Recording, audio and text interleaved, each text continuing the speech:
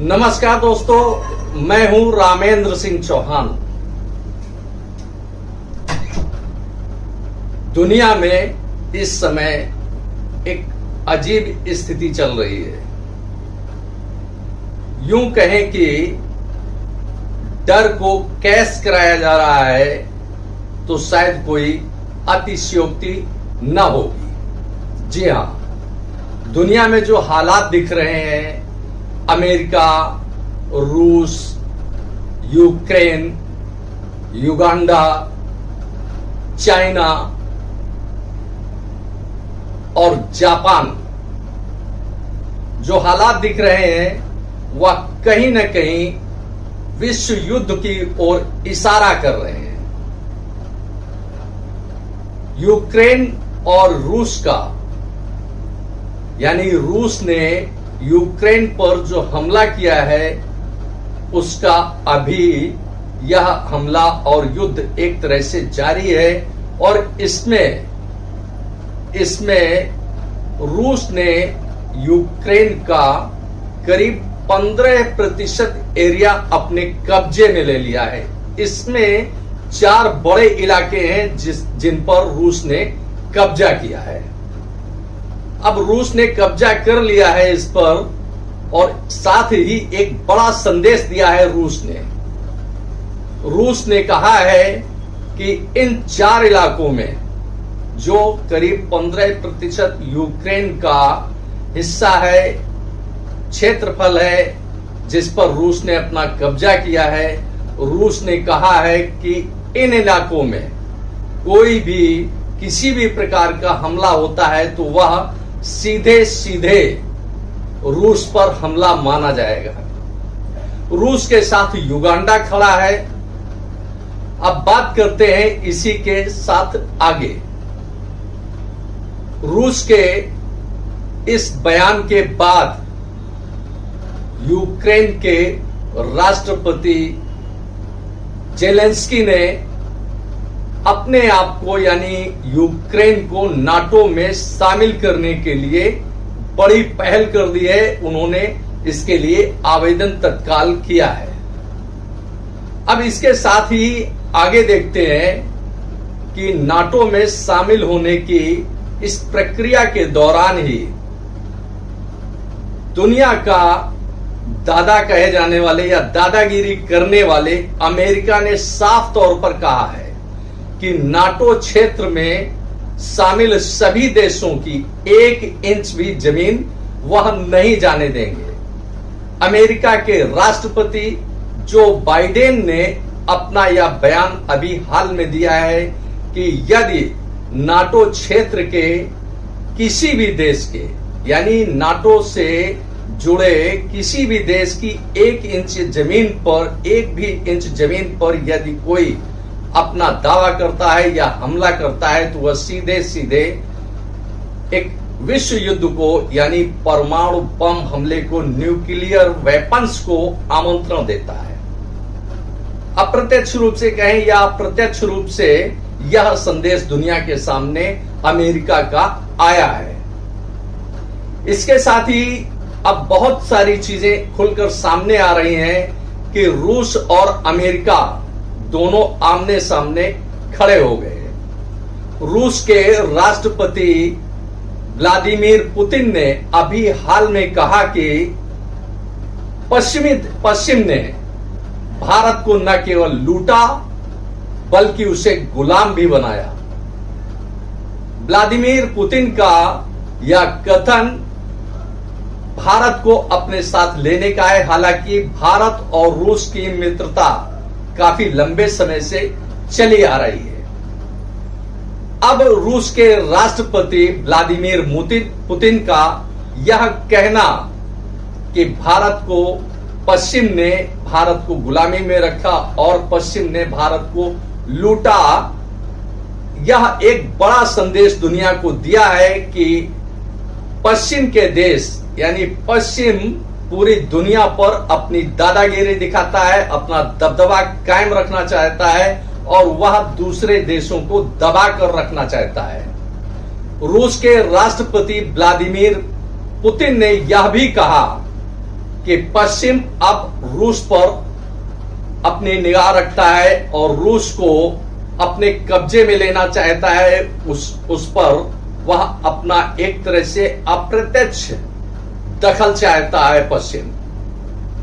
जबकि इसी के साथ ही देखें तो अमेरिका ने यूक्रेन को न केवल प्रोत्साहित किया बल्कि उसके लिए यानी यूक्रेन के लिए यह कहा है कि यूक्रेन की 1 इंच भी जमीन अगर खतरे में है तो वह हर तरह से यूक्रेन के साथ खड़ा है, उसकी जरूरतों को पूरा करेगा, उसकी आवश्यकताओं को पूरा करेगा और जितनी जरूरत होगी, जैसे जरूरत होगी, उस प्रकार के हथियार वह यूक्रेन को मुहैया कराएगा।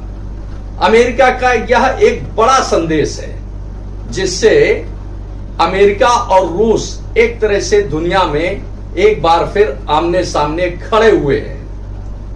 अब इसके इतर एक चीज पर और चलते हैं, एक बिंदु पर और चलते हैं कि अगर देखा जाए तो टेक्नोलॉजी की फैक्ट्री अगर जापान है तो इंजीनियरिंग की फैक्ट्री को अमेरिका माना जाता है, यानी अमेरिका इंजीनियरिंग की फैक्ट्री है। और दोनों ही देशों को देखें तो टेक्नोलॉजी में जापान का इस दुनिया में कहीं कोई जोड़ नहीं है। वहां टेक्नोलॉजी हर माइंड में सेट है, हर माइंड में दिखाई देती है। और दुनिया में अगर देखें तो टेक्नोलॉजी का सिरमौर है जापान। अब जापान की बात करें तो 1945 के आसपास अमेरिका ने जापान के 2 बड़े शहरों नागासाकी और हिरोशिमा पर परमाणु बम विस्फोट किया था, जिसका खामियाजा लाखों लोगों की मौत से जापान को भुगतना पड़ा था। अब जापान ने इसके बाद अपने आप को एक तटस्थ राष्ट्र के रूप में अपने आप को स्थापित किया। हालांकि नागासाकी, हिरोशिमा अभी अपने कष्ट, अपने दुख, अपनी परेशानियों से पूरी तरह से उबर नहीं पाए हैं, लेकिन जापान जिस तरह से दुनिया के विकसित राष्ट्रों में अग्रणी खड़ा है वह एक बड़ी बात है। अब इसी के साथ एक बात और करते हैं कि जापान ने दुनिया भर के देश में से देखें तो दुनिया भर के देश, चाहे वह अमेरिका हो, पाकिस्तान हो, भारत हो, चाइना हो या दुनिया का और कोई बड़ा देश हो, उसने परमाणु बम विकसित किए हैं, यानी वह महाशक्ति बनने की ओर अग्रसर हुए हैं। लेकिन जापान ने अभी तक परमाणु बम यानी यूं कहे कि न्यूक्लियर वेपन्स का इस्तेमाल न किया है और न उसने बनाया है। यह एक बड़ी बात है दुनिया के लिए। लेकिन अभी 4 अगस्त 2022 को चाइना ने अपनी हरकत से जापान को एक तरह से दहला दिया, यानी डर का माहौल पैदा किया है चाइना ने 4 अगस्त 2022 को एक मिसाइल का परीक्षण किया है जो जापान के कुछ निकट गिरी है। अब इसके साथ ही आपको बता दें कि जापान की समुद्री सीमा चाइना से भी मिलती है, साउथ कोरिया से मिलती है, नॉर्थ कोरिया से मिलती है। इसके साथ ही कई और देशों से भी उसकी जापान की समुद्री सीमा मिलती है। चाइना ने जो अपना यह मिसाइल परीक्षण किया या मिसाइल दागी, वह जापान से कुछ किलोमीटर की दूर पर गिरी। इससे जापान दहल गया और उसमें डर पैदा हुआ। अब जापान से अमेरिका की एक संधि हुई थी, एक समझौता हुआ था कि जापान, और यह समझौता संधि हुई थी 1967 में।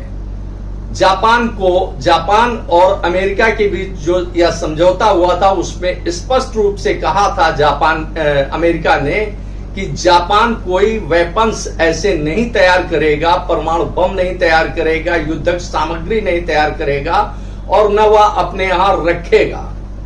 अब इसी के साथ ही देखें तो दुनिया के परिदृश्य में देखें तो अमेरिका की सेना दुनिया भर में फैली हुई है। और अगर बात करें तो अमेरिका की सेना सबसे अधिक किस देश में है तो विशेषज्ञ मानते हैं कि सबसे बड़ी सेना यानी जो क्षमता है, जो पूरा कार्यबल है, वह सबसे अधिक अगर किसी देश में अमेरिका का मौजूद है तो वह देश है जापान। जापान को अमेरिका ने यह भरोसा दिलाया था या आश्वासन दिया था, यह एक तरह से उसे अपने विश्वास में लिया था कि आपके हितों की रक्षा यानी जापान के हितों की रक्षा करना उसका अपना काम होगा और वह हर तरह से जापान की रक्षा करेगा अन्य देशों से। जापान के खिलाफ ना कोई देश खड़ा होगा और ना कोई हमलावर होगा। लेकिन जिस प्रकार से चाइना ने यानी चीन ने अभी मिसाइल दागी, उससे जापान डर गया। जापान का यह डर लाजमी भी है क्योंकि अमेरिका जैसे सशक्त देश ने जापान को भरोसा दिलाया था कि वह उसके हितों की रक्षा करेगा, उसकी सीमा क्षेत्र की रक्षा करेगा और उसके सभी क्षेत्रों में उसकी रक्षा करेगा, लेकिन ऐसा नहीं हुआ। अब इसमें दो देशों को देखें तो एक यूक्रेन है और दूसरा जापान। जापान को इसने भरोसा दिया था अमेरिका ने कि हम उसकी रक्षा करेंगे, लेकिन यह मिसाइल दागी गई और अमेरिका ने कोई प्रतिक्रिया अभी तक नहीं दी है। वहीं अब देखें तो यूक्रेन को हर हाल में वह अभी पूरा सपोर्ट कर रहा है, क्योंकि अमेरिका के सामने वैसे देखें तो सीधा दुश्मन रूस है, लेकिन वह यूक्रेन के बहाने रूस पर हमला कर रहा है। इस तरह से देखें तो यूक्रेन को अभी फिलहाल तो वह अमेरिका राहत दे रहा है, सामग्री दे रहा है, उसकी रक्षा में मदद कर रहा है, उसके युद्ध में सहयोग कर रहा है। लेकिन क्या जापान के साथ जिस प्रकार अमेरिका ने पहले भरोसा दिलाया था कि हम उसके साथ खड़े हैं, उसकी रक्षा करेंगे, लेकिन क्या उसी तरह से अब यूक्रेन को सामना भविष्य में नहीं करना पड़ेगा? जिस प्रकार जापान अभी दहशत का सामना कर रहा है, तो क्या भविष्य में यूक्रेन को दहशत का सामना नहीं करना पड़ेगा? यह देखना होगा। इस तरह से देखें तो अमेरिका ने एक तरह से अपने आप को दादा बताने के लिए चौतरफा अपने मोर्चे खोल रखे हैं अमेरिका ने। अब इसी के साथ बात करते हैं कि यह रणनीति क्यों अपनाई जाती है, दुनिया में डर का, भय का माहौल क्यों पैदा किया जाता है। अब इससे देखें तो एक तरह से देखें तो आपने वैसे तो पूरी दुनिया में सुना होगा, देखा होगा, इकोनॉमी यानी अर्थव्यवस्था। अब एक नया शब्द आपके सामने आएगा जिससे आप चौंक जाएंगे। इसे कहते हैं वॉर इकोनॉमी। वॉर इकोनॉमी आपने शायद पहली बार यह शब्द सुना होगा, लेकिन यह हकीकत है कि वॉर इकोनॉमी के जरिए अमेरिका अपने आप को हर तरह से सशक्त करता है। वॉर इकोनॉमी का मतलब यह है कि पहले वह एक डर का माहौल बनाता है, इसके बाद अपने आयुध उन देशों को बेचता है जहां उसकी जरूरत होती है। उसे लगता है कि डर पैदा करके पैसा कमाया जा सकता है। यह एक बड़ी बात है दुनिया के लिए, दुनिया को चौंकाने वाली बात है कि किस प्रकार अमेरिका दुनिया को अपने आयुध बेचने के लिए, यानी वह एक महाशक्ति होने के साथ साथ एक बड़ा व्यापारी भी दुनिया के सामने आ चुका है। यानी यूं कहें कि व्यापारी के रूप में भी अमेरिका दुनिया के सामने है, तो शायद कोई अतिशयोक्ति नहीं होगी। उसने दुनिया के असंख्य देशों को अपने आयुध बेचे हैं, यानी युद्ध उपकरण बेचे हैं, उनसे समझौता करता है। लेकिन वह फर्स्ट टेक्नोलॉजी यानी फर्स्ट इंजीनियरिंग किसी भी देश को नहीं देता है। यह अमेरिका की रणनीति है, क्योंकि दूसरे देश जो डर में है, भय में है, वह अमेरिका से युद्धक विमान से लेकर के युद्ध उपकरण खरीदते हैं, लेकिन टेक्नोलॉजी नहीं देता है America. First technology, second technology तो दे देता है, लेकिन फर्स्ट टेक्नोलॉजी नहीं देता है। उसके पीछे बड़ा कारण है कि अगर फर्स्ट टेक्नोलॉजी अमेरिका ने संबंधित देश को दे दी तो वह देश अपने यहां युद्धक विमान से लेकर युद्ध उपकरण बनाने लगेगा। इस प्रकार पूरे परिदृश्य में देखें तो, अगर पूरे हालात देखें तो फिलहाल अभी विश्व युद्ध के बाण चल रहे हैं, यानी शब्द बाण चल रहे हैं, लेकिन हकीकत में कब कहां कौन सा देश एक दूसरे पर आक्रमण करने लगेगा या दो देशों के बीच में कौन सा युद्ध होने लगेगा अभी नहीं कहा जा सकता है। लेकिन जिस तरह से अमेरिका और रूस के बीच में शब्द बाण चल रहे हैं, वह दुनिया के लिए एक चिंता का विषय होना चाहिए और चिंता का विषय है, क्योंकि युद्ध में कभी भी शब्द बाण भौतिक युद्ध में बदल सकता है, क्योंकि पहले जुबानी जंग, इसके बाद मैदान में जंग, इसमें कहीं कोई अतिशयोक्ति नहीं होती है। भविष्य में दिखता है कैसा है क्या है, लेकिन जिस प्रकार जापान ने एक बड़ा फैसला लिया है कि डर के बाद कि अब हम आयुध निर्माण करेंगे और उसके लिए रक्षा बजट जापान ने बहुत बड़ा बनाया है। यह रक्षा बजट बनाने का सीधा सा मतलब है कि जापान अब युद्धक क्षेत्र में यानी युद्ध उपकरण बनाने के क्षेत्र में आत्मनिर्भर होना चाहता है। यह एक दुनिया के लिए बड़ी बात है और एक बड़ा संदेश भी है। इस प्रकार देखें तो पूरे परिदृश्य में अमेरिका चौतरफा दादागिरी कर रहा है, लेकिन जिस तरह से चाइना ने मिसाइल दाग करके एक संदेश दिया है, उससे लगता है कि जापान सहित वह आसपास के अन्य देशों को दहशत में लाना चाहता है। जापान के साथ में जो सीमाएं, समुद्री सीमाएं लगी हैं, वह चाइना की है, साउथ कोरिया की है, नॉर्थ कोरिया की है। अब जापान के लिए एक बड़ी बात और भी है कि निकट ही साउथ कोरिया उसके साथ खड़ा है। साउथ कोरिया खड़े होने का मतलब है कि उससे उसकी सीमाएं, समुद्री सीमाएं आपस में जुड़ती हैं, मिलती हैं, लगती हैं। और साउथ कोरिया के जो राष्ट्रपति हैं किम जोंग, उनके बारे में कहा जाता है वो कोई भी अप्रत्याशित फैसला लेते हैं, जिससे उनको एक तरह से ये कहा जाता है कि वह तानाशाही की ओर चलते हैं। जो भी फैसला लेना होता है वो ले लेते हैं, भले ही दुश्मन यानी पड़ोसी देश को कोई बड़ा नुकसान हो जाए, इससे उनको कोई मतलब नहीं रहता है। इस तरह से देखें तो जापान को अमेरिका ने जो भरोसा दिया था वह भरोसा टूटा। अब यूक्रेन को जो भरोसा दिया जा रहा है वह भरोसा कब टूटेगा यह तो अभी नहीं कहा जा सकता है, लेकिन भविष्य में यह भरोसा जरूर टूटेगा यूक्रेन का कि अमेरिका उसके साथ खड़ा है। दरअसल अमेरिका एक दुनिया का बड़ा व्यवसायी है जो दुनिया भर को रक्षा सामग्री बेचता है। रक्षा सामग्री के बेचने के लिए वह पहले डर का माहौल पैदा करता है, इसके बाद वह रक्षा सामग्री बेचता है। बात चाहे जापान की हो या यूक्रेन की या दुनिया के किसी अन्य देश की हो, चाहे वह अफगानिस्तान हो या पाकिस्तान हो, कई देश हैं जहां इस तरह की चीजें दिखती रहती हैं कि डर का माहौल पैदा कर वह अपना व्यवसाय बनाता है, अपना व्यवसाय बढ़ाता है। इसे कहते हैं, इसे अगर कहें तो वॉर इकोनॉमी इसे ही कहते हैं, डर पैदा करके पैसा कमाना। इस प्रकार पूरे परिदृश्य में देखें तो अभी शब्द बाण चल रहे हैं, युद्ध बाण कब चलेंगे ये नहीं कहा जा सकता है, लेकिन हालात दुनिया के बेहद गंभीर हैं, क्योंकि कहीं भी दूर नहीं दिखता है कि विश्व युद्ध हो जाए। विश्व युद्ध की संभावनाओं से इनकार भी नहीं किया जाता है और इकरार भी नहीं किया जाता है।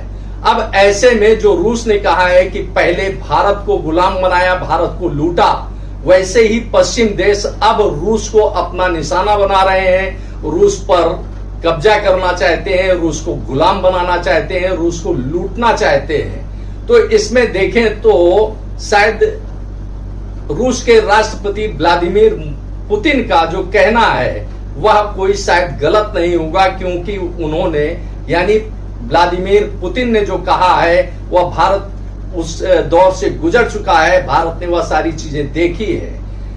इस प्रकार पूरे परिदृश्य में जो हालात बन रहे हैं वह बेहद गंभीर हैं और चिंता का विषय है।